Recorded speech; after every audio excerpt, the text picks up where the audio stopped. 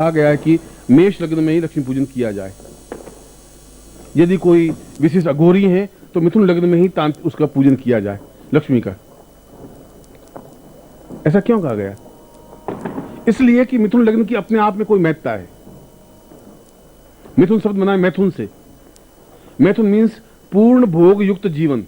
मैथुन का मतलब है पूर्ण पुत्रदाय युक्त जीवन। जिनके जीवन में पुत्र हो ही नहीं या पुत्र होते ही नहीं हो, वह मिथुन लग्न में लक्ष्मी पूजन करने से अवश्य ही पुत्र प्राप्ति होती ही है, गारंटी है, निश्चित है। और सिंह लग्न का मतलब है स्थिर लग्न। जहां लक्ष्मी का स्थायित्व लेना है वहां सिंह लग्न में साधना प्रारंभ करनी ही पड़ेगी। और कुल 12 लग्नों में से पूरे 6 लग्न रात्रि को प्रारंभ हो जाते हैं। और प्रत्येक लग्न के प्रत्येक चरण का ज्योतिष दृष्टि से महत्व है। खैर, ये ज्योतिष की एक अलग परिभाषा बनी। मैं तो वाल्मीकि रामायण के उस प्रसंग को आपके सामने स्पष्ट कर रहा था कि रावण ने पूर्ण तांत्रिक साधनाओं में भगवान शिव को आराध्य बनाया, क्योंकि तंत्र का प्रारंभ ही भगवान शिव से हुआ। और शिव ने जब तांडव नृत्य प्रारंभ किया तब 30 अक्षर उस तांडव नृत्य में से जो घुंघरू बांधे भगवान शिव ने पैरों में, और घुंघरू बांध करके जो नृत्य किया, लास्य किया, उस लास्य से कुल 30 अक्षरों की ध्वनि निकली। और संसार में 30 शब्दों के अलावा कोई शब्द है ही नहीं। सारे संसार की जितनी भाषाएं हैं वो 30 शब्दों पर, 30 अक्षरों पर आधारित है। और वहां से आई उन रील रख ए औंग छाया वरट लण जम गणदस खपय परतस संसर हल। इन अक्षरों के माध्यम से पूरी संगीत की रचना हुई। इन अक्षरों के माध्यम से पूरे यजुर्वेद की रचना हुई। इन अक्षरों के माध्यम से पूर्ण मंत्रों की रचना हुई। और उन्हीं मंत्रों, उन्हीं शब्दों को रावण ने सीधे उस भगवान शिव के लास्य से प्रारंभ किया, कहीं से पढ़ा नहीं। उसने जो रावण संहिता में जो मंत्र दिए गए हैं, जो तंत्र का प्रयोग दिया गया है, वह किसी पुस्तक में वर्णित नहीं है। रावण तंत्र सबसे पहला बना, रावण तंत्र सबसे लास्ट में रहा। इससे बीच में सैकड़ों तंत्र लिखे गए, पर रावण तंत्र के समान कोई तंत्र है ही नहीं। और जो विश्वामित्र से उसने स्वर्णप्रिया तंत्र सीखा था, वह उस रावण तंत्र में पूर्ण रूप से प्रतिपादित हुआ। इसलिए उस मंदिर पर आज भी वो मंदिर सुरक्षित है, विश्वामित्र मंदिर, और उसके ऊपर यही मंत्र लिखा हुआ है। यदि आप नेपाल जाएं तो काठमांडू में, नेपाल में पशुपतिनाथ का मंदिर है। और पशुपतिनाथ के मंदिर को आपने आंखें खोल के देखा नहीं, दर्शन करके निकल गए। उसमें मंदिर के 4 द्वार हैं, पूर्व, पश्चिम, उत्तर, दक्षिण। भगवान शिवलिंग स्थापन है। अंदर किसी पुजारी जाने देते नहीं, मगर उस शिवलिंग पर बहुत महीन अक्षरों में पूर्ण श्री विद्या अंकित है, पूरा श्री सूक्त अंकित है उस शिवलिंग पर, और पूर्ण श्री प्रिया मंत्र और साधना विधि अंकित है। और केवल उस मंदिर के उस शिवलिंग पर ही यह स्वर्णप्रिया मंत्र और साधना विधि अंकित है। और यही दक्षिण में भी एक मंदिर है। उस मंदिर में भी इसी मंत्र को, स्वर्णप्रिया मंत्र को पूर्ण विधि विधान के साथ अंकित किया हुआ है। और वह अंकित किया गया है मनुष्य के पीठ की चमड़ी के ऊपर लिखा हुआ। तिरुपति के एक पुजारी यहां पर 4 महीने 5 महीने रहे थे, जोधपुर में। यहां पर मंडोर स्थान है, मंडोर में आगे गुफाएं हैं, वहां कई साधक साधनाएं आज भी कर रहे हैं, तांत्र साधनाएं सीख रहे हैं। यहां तो संभव नहीं है, पर जो वास्तव में सीखने के इच्छुक हैं वो सीख रहे हैं। 10-12 शिष्य आज भी वहां हैं, जो 4 साल से, 3 साल से, 5 साल से हैं। उस गोविंदाचार्य ने, जो तिरुपति मंदिर के थे, उन्होंने कहा कि गुरुजी आप तिरुपति दर्शन किए? उनका 5-6 बार गया। उनका गुरुजी तिरुपति दर्शन आपने किए ही नहीं।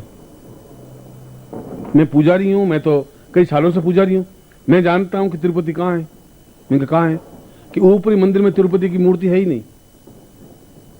तिरुपति मूर्ति तो गर्भगृह में, गहराई में, जिसमें 108 सीढ़ियां हैं। सीढ़ियों के नीचे ओरिजिनल जो मूर्ति है वो तो वहां स्थापन है, जो हीरो से जड़ी हुई है टोटल, वो बाहर रखते ही नहीं। और जो कोई वीआईपी होते हैं विशिष्ट, उनको ठेठ अंदर ले जाके पूजन करते हैं। अब कि आप आओगे तो मैं आपको मूल विग्रह दिखाऊंगा। ये तो मेरे लिए आश्चर्यजनक बात थी कि लाखों लोग ऊपर दर्शन करके आ जाते हैं और तिरुपति के दर्शन नहीं होते। हमको हैदराबाद गए तो माता जी वाइफ को लेकर, पत्नी को लेकर के, मैंने कहा चलो गोविंदाचार्य से मिल लेते हैं। और गोविंदाचार्य ने कहा कि गुरुजी मैं आपको दर्शन करवाता हूं, और ठीक गर्भगृह में ले गया विशेष अनुमति से। और वहां बहुत बड़ा कक्ष है, उसमें तिरुपति की पूर्ण हीरों से युक्त, कोई उसमें जॉइंट नहीं है, कोई पत्थर नहीं है, हीरे से हीरा जड़ा हुआ पूर्ण विग्रह है, शिवलिंग है, और उस मूर्ति है भगवान विष्णु की।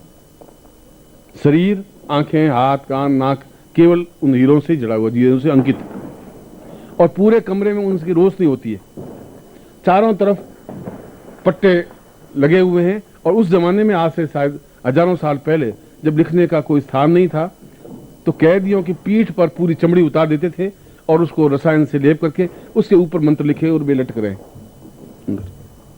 और उसमें स्वर्ण प्रिया साधना का पूर्ण विधि विधान अंकित है। आप में से कोई भी, इसका मतलब है कि ये बहुत प्राचीन विद्या है स्वर्ण प्रिया साधना। इसका मतलब है कि वास्तव में अगर विश्वामित्र इतना महत्वपूर्ण है, अगर इस मंत्र के माध्यम से रावण अपनी लंका को स्वर्णमयी बना देता है, यदि पशुपतिनाथ के शिवलिंग पर यह अंकित है, यदि दक्षिण में इस मंदिर के गर्भगृह में उस पूरे विधि विधान अंकित है, तो यह मंत्र अपने आप में बहुत प्राचीन, बहुत महत्वपूर्ण है। क्योंकि मैंने वहां पर उसको मैंने कहा भी, मैं इसको कैमरे से, उसने कहा गुरुजी हो ही नहीं सकता, पॉसिबल नहीं है, कैमरा तो आप यूज कर ही नहीं सकते, आप देख लें। और उसमें उन ब्राह्मी लिपि को भी और उन मंत्रों को जिस भाषा में लिखा हुआ है, आज भी स्पष्टता के साथ आप कोई भी जाके देख सकते हैं। उस विग्रह को भी, उस मूर्ति को, विष्णु की मूर्ति को जो अंदर स्थापन है। एक तो ये हो कि ये पत्थर हो और उसके ऊपर हीरे जड़े हुए हो, एक हो कि हीरों से हीरे एक माला की तरह गूंथे है और उसके ऊपर हीरों का एक अंग बन दिया, उसके ऊपर हाथ, नाक, कान बना के विष्णु की मूर्ति बना दी। वह मूल विग्रह है जो अंदर गर्भगृह में अंकित है, और वहां कोई दिया नहीं लगता। उन हीरों का प्रकाश अपने आप में इतना तेजस्वी है कि जैसे आप अक्षर पढ़ सकते हैं। कभी आपका भाग्य हो, सौभाग्य हो, तो आप जाएं और तिरुपति के साक्षात मूल विग्रह के दर्शन कर सकें। कभी आपका सौभाग्य हो, नेपाल में जाएं और दूरबीन लेके जाएं। अंदर तो वे पुजारी बहुत मुस्टंड है, अंदर जाने देंगे नहीं आपको, मगर दूरबीन से उन अक्षरों को पढ़ सकते हैं। बाहर खड़े खड़े तो देखने से मना करते नहीं, देख सकते हैं। क्योंकि जहां श्री सूक्त पूरा अंकित है, जहां रावण का संहिता के शिव पूजन अंकित है, तो यह स्वर्ण प्रिया साधना विधि भी पूरी अंकित है, मंत्र नहीं, पूरी साधना विधि। और इस स्वर्ण प्रिया साधना के, इस मंत्र की 108 भेद हैं, एक भेद नहीं। संतान प्राप्ति के लिए स्वर्ण प्रिया साधना अलग है, शरीर साधना के लिए अलग है, तंत्र साधना के लिए अलग है, वायु गमन प्रक्रिया के लिए अलग है। मंत्र एक ही है, प्रयोग विधियां अलग अलग है। जैसे 2 in 1 और 3 in 1 और 4 in 1 होता है, वैसा। और ये साधना केवल अमावस्या की रात्रि को ही की जा सकती है। और 12 अमावस्याओं में से श्रेष्ठ अमावस्या कार्तिक की अमावस्या कहलाती है, जो आज अंकित है और जिसमें आप और हम आमने सामने बैठे। इसलिए मैं उस क्षण विशेष की महत्ता आपको समझा रहा था कि विश्वामित्र ने जहां लक्ष्मी को आबद्ध किया, जहां मैं दिल्ली में आपको विश्वामित्र संहिता के बारे में स्पष्ट किया था, और मैंने मंत्र दिया था कि इस मंत्र का जाप आपको आज भी करना है, कल भी करना है, परसों भी करना है। यह तो मैंने विश्वामित्र संहिता से दिया था। मगर विश्वामित्र के मूल चिंतन को, उस स्वर्ण प्रिया को रावण ने पहली बार समझा, इसलिए रावण मंत्र भी कहलाता है, इसलिए इसको दशानन मंत्र भी कहते हैं, इसलिए इसको स्वर्ण प्रिया मंत्र भी कहते हैं, इसलिए इसको अद्वितीय चैतन्य मंत्र भी कहते हैं, और लक्ष्मी गर्भ मंदिर भी कहते हैं, मंत्र भी कहते हैं।